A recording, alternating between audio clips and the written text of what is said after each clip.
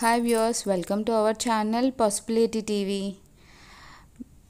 నేను ఈరోజు అనుకోకుండా రామతీర్థాలు వచ్చాను. మీకు కూడా అది చూపిద్దాము, వ్యూ అంతా కూడా ఎలా ఉంటుందో చూపిద్దాము. ఇది పాండవులు అరణ్యవాసానికి వచ్చినప్పుడు రామతీర్థాలు వచ్చారు. అప్పుడు ఈ కొండ మీద ఉన్నారు. ఈ కొండ పడిపోతున్నప్పుడు భీముడు తలతో 2 చేతులతోని కొండని ఆపారట. ఆ ఆనవాళ్ళు ఉంటాయి, రండి చూద్దాం. అలాగే చాలా గుర్తులు ఉన్నాయి, అవన్నీ కూడా మీతో పాటు నేను కూడా చూద్దామనే వచ్చాను, మీకు చూపిస్తాను రండి. పాండవులు అరణ్యవాసానికి వచ్చినప్పుడు కృష్ణుడు పాండవులకి రాముడు సీత విగ్రహాలు ఇచ్చారు. వాటిని ఇక్కడ ప్రతిష్ఠించారు అని ఇక్కడ చెప్తూ ఉంటారు. దానికి సంబంధించిందే ఈ గుడి. గుడికి పక్కనే ఉన్న ఈ కొండపైన విగ్రహాన్ని ప్రతిష్ఠించారు. ఈ కొండపైనే భీముడి గృహాన్ని కూడా ఉంటుంది. ఆ గృహలోకి వెళ్తున్నాం రండి. దారి కొంచెం బాగోదు, కానీ వెళ్తే మాత్రం కొంచెం వంగి దొందులుకుంటూ వెళ్ళాల్సిన ప్లేస్. ఎక్కడికక్కడ ఏరో మార్క్స్ ఉంటాయి. మేము వెళ్ళినప్పుడైతే క్లైమేట్ అయితే చాలా కూల్గా ఉంది. మబ్బుగా ఉండడం వల్ల కాలు కాలడం అలా ఏం లేదు. ఎప్పుడైనా ఎవరైనా వెళ్ళాలి అనుకుంటే కూడా క్లైమేట్ చూసుకొని వెళ్ళండి. ఎందుకంటే కొండ అంతా కూడా సాఫ్ట్గా ఉంటుంది, కాలు కాలుతాయి. కాబట్టి ఇలాంటి క్లైమేట్లో వెళ్తే ఫుల్గా ఎంజాయ్ చేయొచ్చు.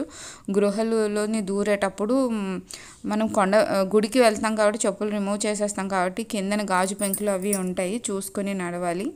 మీరు గృహలోకి దూరేటప్పుడు కొంచెం హెవీగా ఉన్న వాళ్ళు అయితే దూరలేరు. కొంచెం అడ్డంగా దూరి ఆ గృహలోకి వంగుని పొడుకుని దొర్లి వెళ్ళాల్సి వస్తుంది. అందుకని కొంచెం జాగ్రత్తగా చూసుకొని వెళ్ళండి.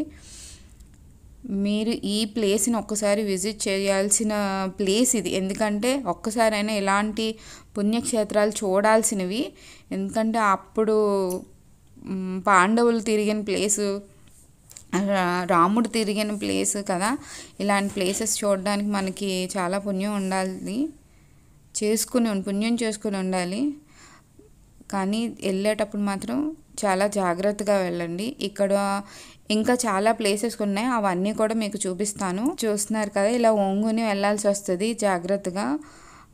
ఈ కొండ కొంచెం ఒంగుని బయటికి వచ్చే దారిలో పైకి తల ఎత్తి పైకి చూస్తే మీకు భీముడు తల ఆంచినట్టు ప్లేస్, తన చెయ్యి 2 చేతులతో కొండను మోస్తున్నట్టు ఆనవాళ్ళు కనిపిస్తాయి. మీరు కరెక్ట్గా గమనించాలి. బయటకు వచ్చే దారిలో ఉంటుంది.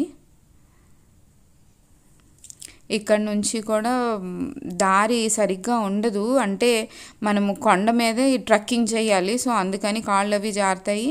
అందుకని జాగ్రత్తగా ట్రెక్కింగ్ చేయండి. ప్రతి ఒక్క దగ్గర ఏవైతే ఆనవాళ్ళు అప్పట్లో ఉన్నాయో ప్రతి దగ్గర కూడా సూచనలు ఇవ్వడం జరిగింది, ఏరో మార్క్స్ ఇచ్చారు. ఈ తర్వాత ఇక్కడ ఒక కోనేరు కూడా ఉంటుంది, అది కూడా మీకు చూపిస్తాను. దాని ప్రత్యేకత కూడా నేను చెప్తాను. చూస్తున్నారు కదా, వే ఇలా ఉంటుంది. ఎక్కడెక్కడ ఏరో మార్క్స్ ఉంటాయి, ఏరో మార్క్స్ మాత్రమే ఫాలో అవ్వండి. మీరు దారి బాగుంది కదా అని వేరే దారిలో మాత్రం వెళ్ళొద్దు, తప్పిపోతారు అని చెప్పాను కదా. ఇక్కడ కోనేరులో ఒక కాయిన్ వేసిన, రాగి చెంబు వేసిన కాశీలో తేలుతుందట అని ఇక్కడ పంతులు గారు చెప్పడం జరిగింది. ఇది చాలా లోతు ఉంటుందని బోర్డు కూడా పెట్టడం జరిగింది. ఎవరు కూడా ఇందులో దిగే సాహసం మాత్రం ఎట్టి పరిస్థితుల్లో చేయొద్దు.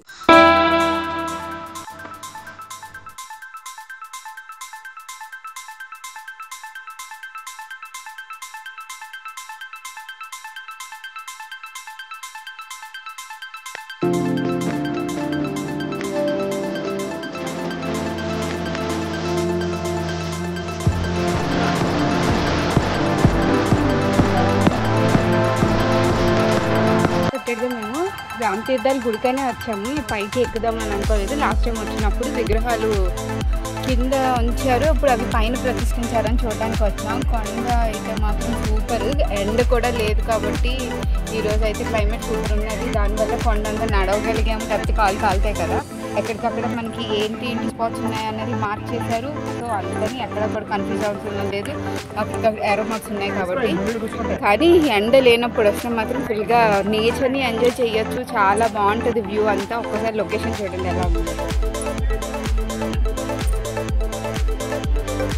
కొండ ఫ్రంట్ నుంచి మనం ఎక్కేస్తే కంప్లీట్గా అన్నీ చూసుకుంటూ గృహలు అన్నీ చూసుకుంటూ బ్యాక్ సైడ్ నుంచి కిందకి దిగేయచ్చు. కాకపోతే వెహికల్కి అటువైపు ఉండిపోతే బ్యాక్ సైడ్ ఫ్రంట్ వైపు వెహికల్ ఉండిపోతే కాబట్టి కొండ దిగి మళ్ళీ రోడ్ అంతా నడిచి వెళ్ళి వెహికల్ దగ్గర వెళ్ళాలి అనుకుంటా. నేను దిగాక మిగతా ప్రాసెస్ చెప్తాను.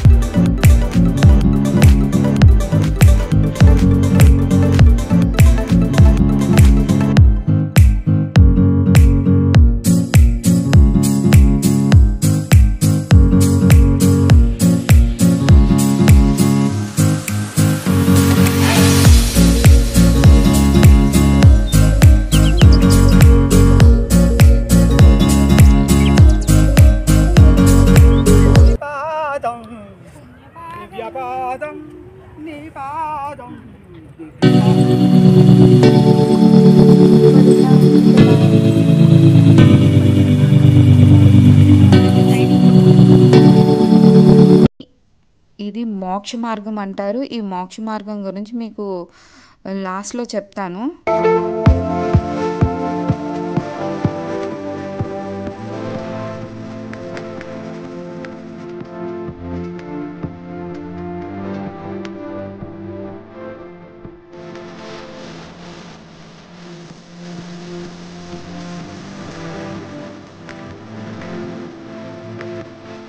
గోవింద గోవిందయని కొలువరే గోవిందాయని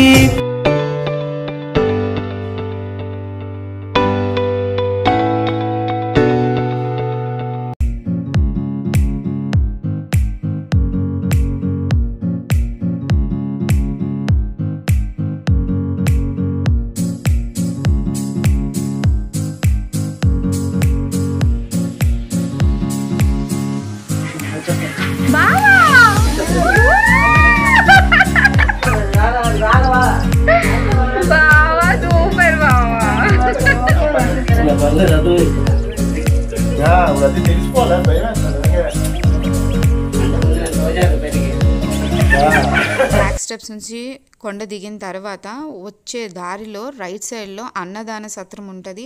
అక్కడ భోంచేసి ఎప్పుడు ఏ టైంలో అయినా సరే అక్కడ భోజనం పెడుతున్నారు. అక్కడ భోంచేసి తిన్నగా నడిచి వెళ్ళిపోతే వాకబుల్ డిస్టెన్స్ లేదా ఆటో ఎక్కినా ఒక 10 రూపాయలు తీసుకుంటారు. ఎక్కడైతే మనము స్టెప్స్ స్టార్ట్ చేసామో అక్కడికి రీచ్ అయిపోవచ్చు.